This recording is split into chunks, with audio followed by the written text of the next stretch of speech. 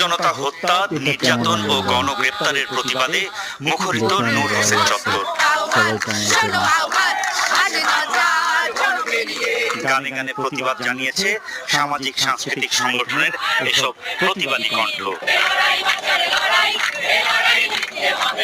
পূর্ব নির্ধারিত আয়োজনে মিছিল করার কথা থাকলেও পুলিশের বাধায় ভেস্তে যায় সেই উদ্যোগ।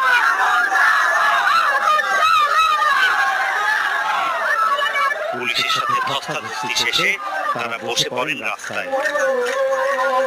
রাস্তার উপর বিভিন্ন স্লোগান লিখনেও ছিল প্রতিবাদের উচ্চারণ। আমরা তো জানি কি হচ্ছে, সো আমরা তো এটার জন্য প্রিপেয়ার্ড হয়ে আসছি। আমরা যেটা করতেছি যে আমাদের পক্ষ থেকে যা সম্ভব আমরা সেটাই করতেছি। আমরা বিবেকের তাড়নায় আজকে রাজপথে সমবেত হয়েছি। আমরা যারা প্রতিবাদী সাংস্কৃতিক কর্মী তারা সকলে একত্রিত হয়েছি।